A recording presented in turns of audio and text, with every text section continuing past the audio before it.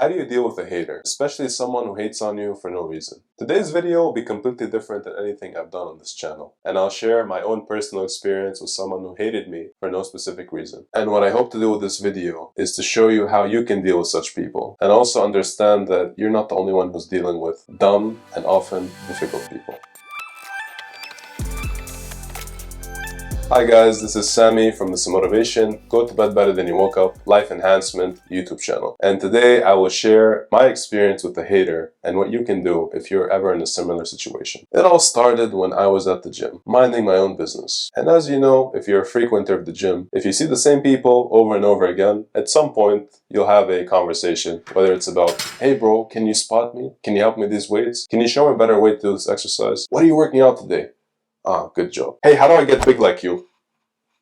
That is the environment in the gym. Usually you don't know the people there, and most people are really, really nice. Until you meet someone who isn't, which is what happened with me. So there was a guy who I didn't really know that well. We were on a hi-bye basis. I recall coming back to Qatar after the holidays, and this person came and spoke to me. Hey, how's it going? Are you going to be traveling for the holidays? And I told him, actually, I just got back, so I probably won't be traveling. And what he told me was, of course you're not going to travel. Where would you get the money? This conversation happened during a time where I was broke. I was desperate to find a job. I was living with my best friend because I couldn't afford rent. As a fresh graduate, I was already in a state of complete uncertainty and anxiety, and I had a lot of sleepless nights just trying to understand what the next step of my life would be, what the next phase would be, and whether I'd be able to find a job or not. So that really hurt. It just came out of nowhere. Like, I couldn't understand, what was this guy's point? Why was he trying to hurt me? Or what was he trying to do in the first place? And what were the reasons for that? So I did what any normal person would do. I told him to, and he walked away. And I remember going home that day and speaking to my best friend about it. And he's like, you know, man, next time he says something like that, just put him on the spot and ask him, hey man, why would you say something like that? And say it in a very calm way. Put the other person in the spot. Sometimes that's enough to make them shut up and just walk away. There was another instance of the same person. So me and my best friend went to the gym. And guess who we saw? Mr. Insecurity Projector, right there in my face. So as I was working out, he saw that I happened to put my phone on one of the benches. You know, if you're in a gym, everybody puts their stuff on the bench for some reason, as opposed to in their pocket. Water bottle, cell phone, everything's on the benches and gets in the way of people working out. So he saw that I'd happened to put my phone on one of the benches, and I had a Samsung phone.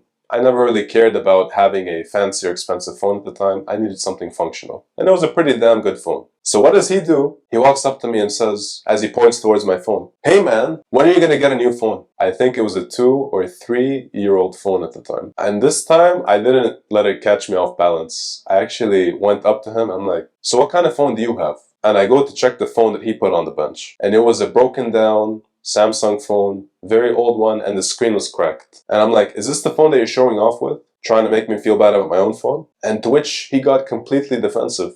No, this is not my phone. I have an iPhone at home.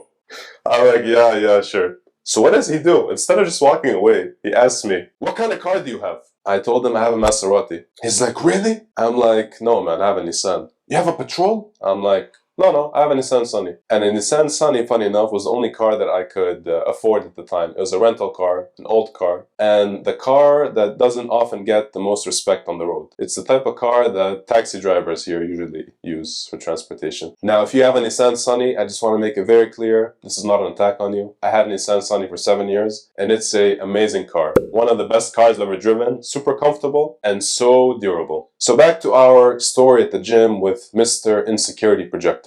It turned into this really weird competition of who has what. And it's a competition that I never wanted to enter in the first place. And then I realized, you know, what is this guy trying to do? So I just walked away. I'm like, man, just go continue your workout. I don't have time for this. And he walked away. And a few months after that, I went to the same gym, this time with another friend. And this is somebody who I helped train at the gym. So he wanted to get in shape, and he came to me for it because he knew I'd frequent the gym very often. So we went to the gym together. And guess who I saw again at the gym? Mr. Insecurity Projector, who approached us this time and said to my friend, yeah. Teach him, Sammy, teach him, go ahead. Basically mocking me. Because he saw that somebody else found value in what I had to provide. And then he walks up to my friend and asks him, hey man, my name is so-and-so, what's your name? Oh, where do you work, by the way?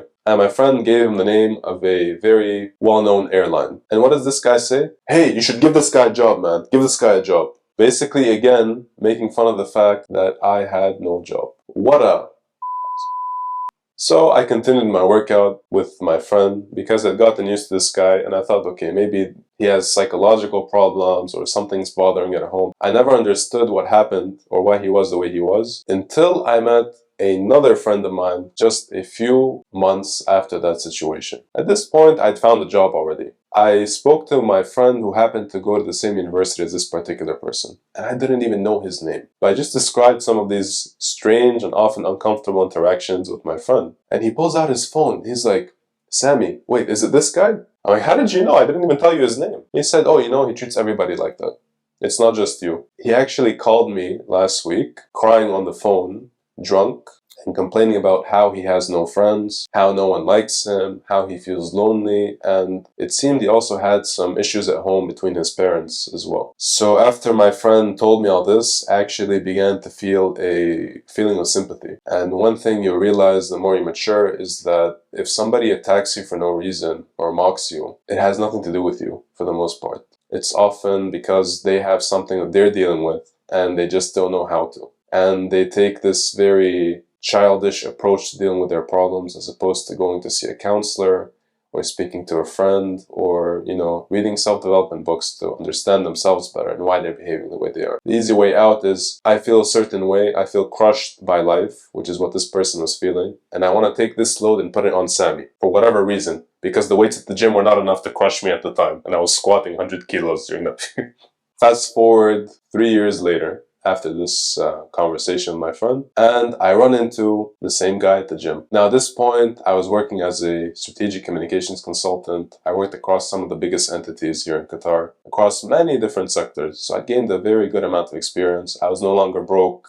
I had a nice car, I had a good reputation, and so on. This guy comes up to me, and one of his colleagues from university was training with me at the time, and I told him this story. And I told him, I'm like, guess who? It's that guy I told you about. He's like, no way, man, I'm gonna kick his ass right now.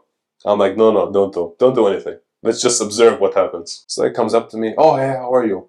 Did you find a job? I told him, yeah. He's like, where do you work? And I told him I worked for a company in the financial sector. He said, oh, I work in so-and-so. Basically, a company that is much bigger than the company that I worked in. And one thing I realized after this interaction, this brief 20-second interaction, is that throughout the years, 3 years at that point, this person had not changed a single bit. I just smiled to myself, knowing how much I'd worked on myself during this period, how much I had experienced in life, the places I traveled to, the conversations and achievements that I had. And then there was this guy just trying to compete with a random guy he met at the gym. And that was really, really sad. And before he went off to continue his workout, he had to mention the fact that he was cutting carbs because he had an upcoming photo shoot. So you may see many people like this in your life, who try to compete with you for no reason, or who hate on you, who try to make you feel worse than they already feel. And trust me, these people feel very, very bad about themselves. Because a person who feels confident and secure in themselves will never go about trying to make others feel bad or put other people down. The really secure people, the people at the highest levels of society, of government, of finances, of really anything. The best people in this world, the most successful ones, will also make you feel that you too can be successful. And they'll encourage you. And often, these people, by the way, they're the most approachable people in my experience. So I hope you found value in this video and it helps you deal with the strange people that you may often encounter in your own life. So if you've had a situation like this, do tell me about it. I would love to hear about it and see how you dealt with this. Thank you so much for watching. This is Sammy signing off.